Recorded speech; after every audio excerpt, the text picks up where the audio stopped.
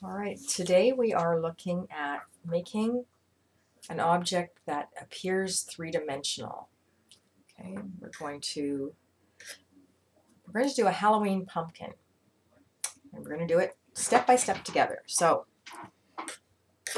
start by making, we're going to exaggerate. We're going to use artist license to exaggerate. So we're going to start by making a big oval in the middle of the page. And we're going to make this pumpkin's bumps quite exaggerated. So we're going to, if this is the center, and we're going to go down just a little bit from the top, just a little bit from there, and then go down and around quite wide, and we're going to come in just above the bottom of the other one. So just in that area. So come down that way. I'm going to do the same thing on the other side. We can always change things as we shade, but that's going to represent the front of the pumpkin. And on the back, we're going to see only the top parts of a couple of bumps. One there, one there, and the center is down inside. Actually, I don't really like that one very much. I might change that, but yeah, let's change that one. I want 3 bumps at the back, so that I'm going to make those ones a little smaller. 1 bump there, 1 bump there, and 1 bump there. All right. So then in order to make this look three-dimensional, what we have to do is turn our pencil on its side. All right. And because this is a curved object, there's not going to be any straight lines. All lines have to be curved. So when you turn the pencil on its side, you get curved lines. Lines can be curved this way, they can be curved this way. They can go, instead of straight across, they have to go on an angle. So we can start, we're going to make sure that we leave an area of pure white, which would represent the light shining off of the pumpkin. And we're going to assume that the light is coming from this direction.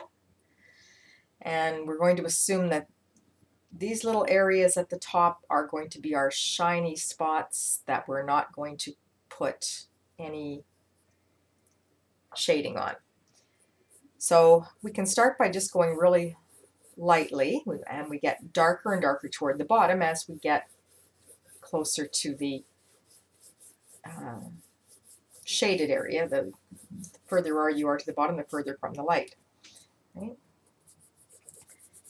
And we can go in curved lines this way. We can, I'm still on this, I've still got my pencil on its edge, or like laying flat, but I'm pressing harder and make the dark impression skinnier toward the top and wider toward the bottom. And you can also do this sort of motion where you press hard on the indentation area and go to the side, or to the center, I mean. So pressing, get a nice wide stroke. And then you can start to get it darker, to get more contrast. You can actually point more toward you press down more on the point of the pencil.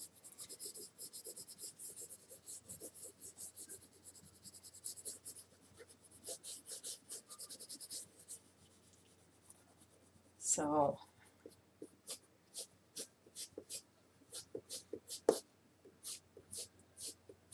the more contrast we can get, the more three-dimensional it will look.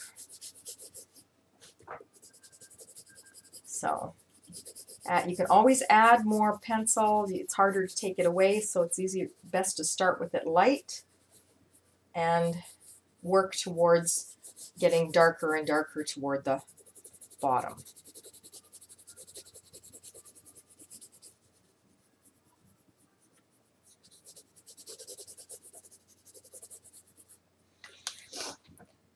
And that's more or less the center bump.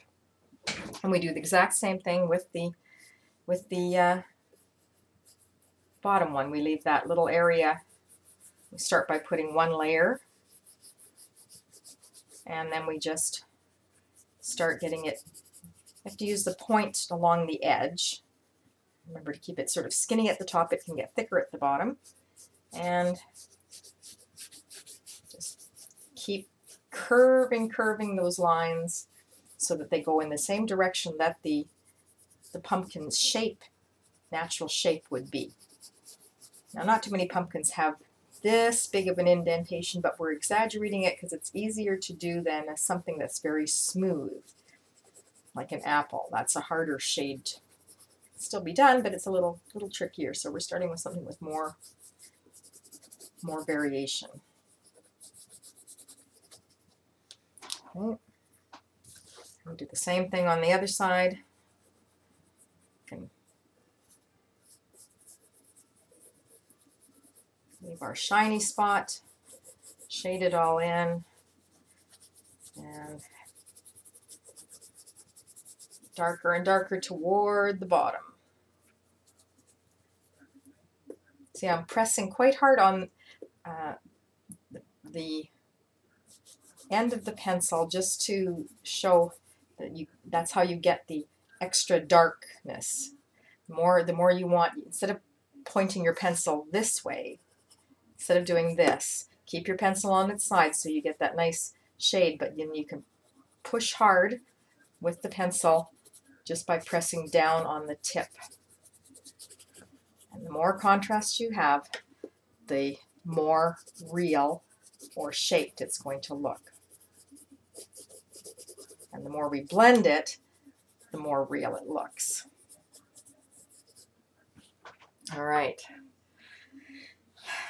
The back ones are the same, except that you've got this sun shining on the very top. There's just a little bit of shaded area there, and it'll get darker behind, because that's behind the other bump. So keep these fairly light, darker down in this side away from the sun.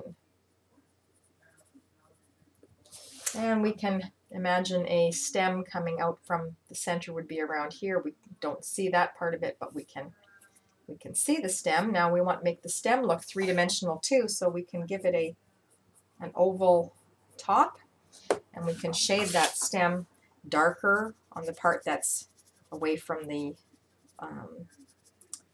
light source, and then curve that, and it can have a shiny sort of edge as well along this side, and the top can be more can be lighter because the light is shining on it. All right.